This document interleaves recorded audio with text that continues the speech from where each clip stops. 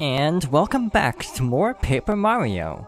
So last time we climbed Shiver Mountain and entered the Crystal Palace. This time we're diving deeper into the palace and starting out with an encounter with more Swoopulas, which can't hurt us because we have Zap Tap equipped. This will take him down to 1 HP, so we're just gonna have Goombario sit out his turn and wait this out. So while we're doing so, I wanted to mention that this is probably one of my favorite levels in the game. Like, I already mentioned this is one of my favorite chapters because I love the mystery aspect at the beginning, albeit it's a really shallow mystery, mind you. But this is a really well-designed level, which we'll see in a little bit. So, that should be 6 levels of HP, 6 levels of FP, and 5 levels of BP, so leveling up BP this time. Feels like we just leveled up BP, but I think that's right. So over here, we have the, we have a chest here with the blue key, a big blue key. How descriptive. So back in the main hall, there was the red door and the blue door, so obviously that is our next stop.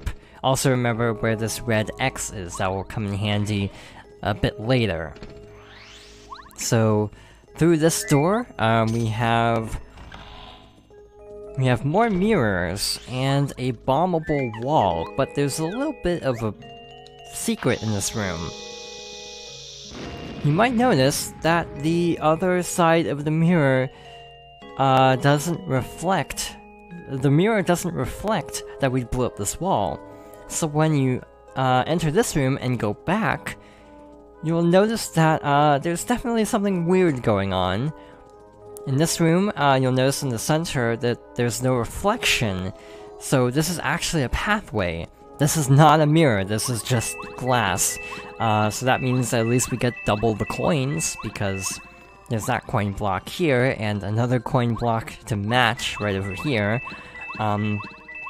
And a bombable wall yet again, so we can see what the heck is going on the other side of this. I'm gonna swap over to Cooper, if that isn't a hint.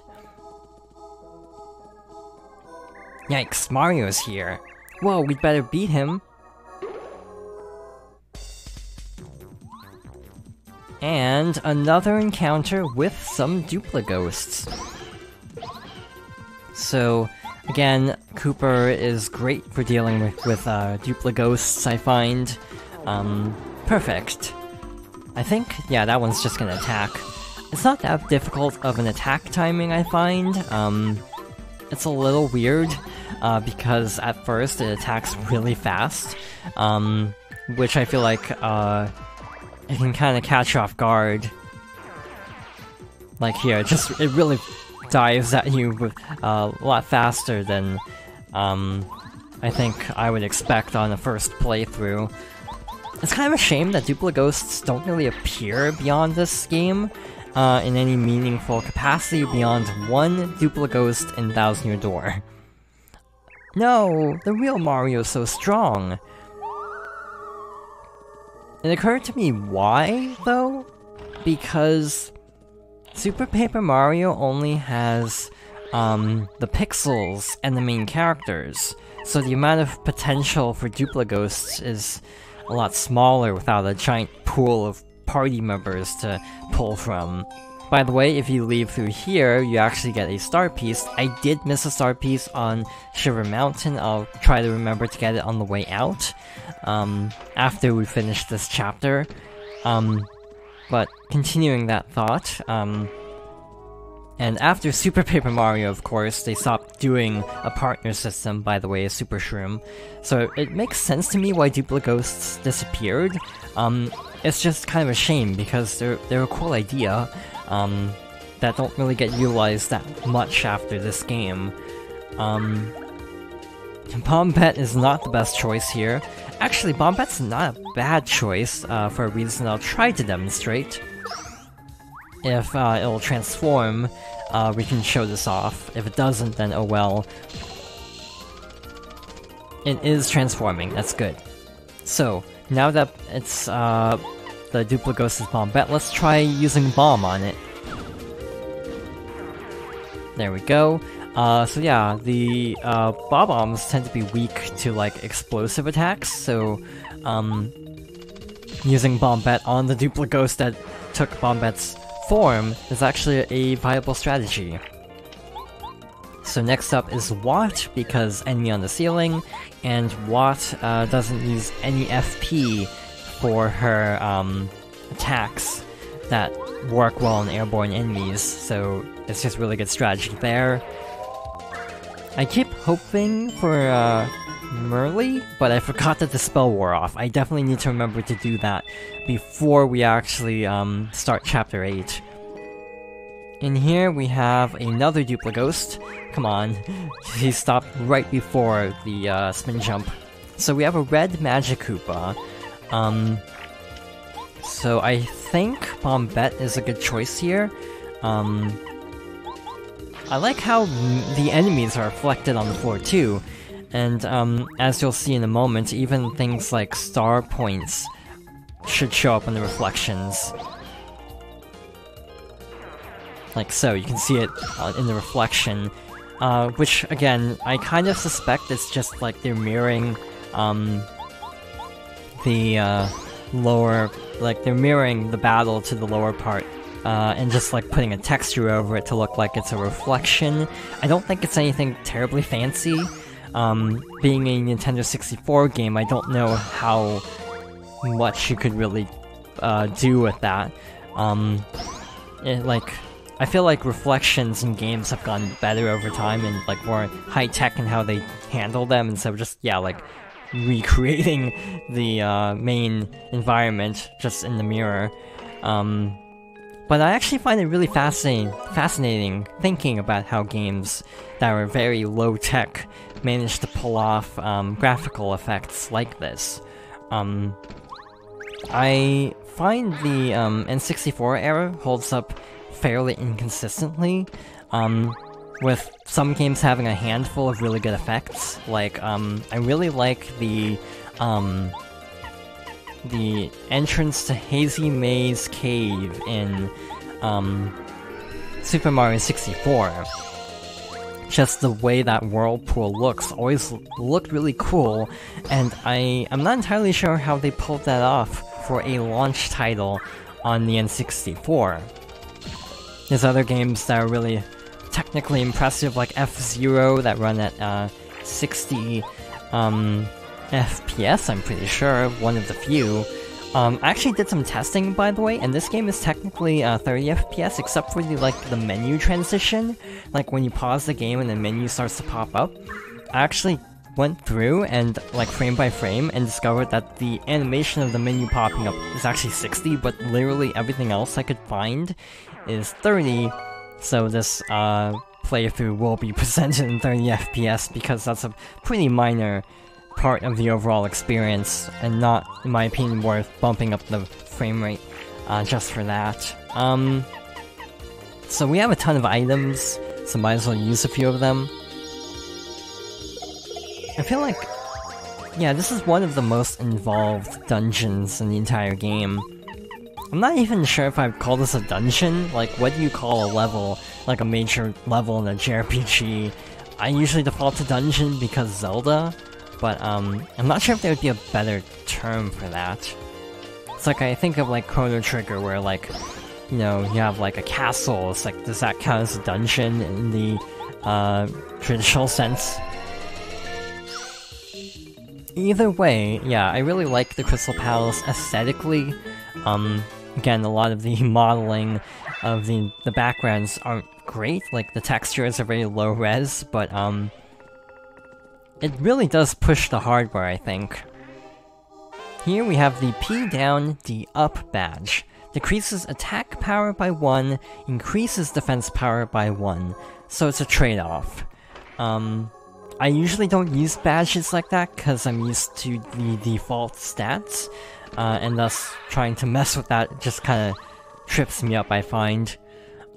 So with that collected, we need to go all the way back to the other side of the mirror.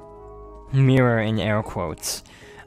because you remember that we broke a panel with a spin jump, and that panel actually corresponds to the red X on this side of the level. So in here, we have a new path open to us, and we have another bombable wall.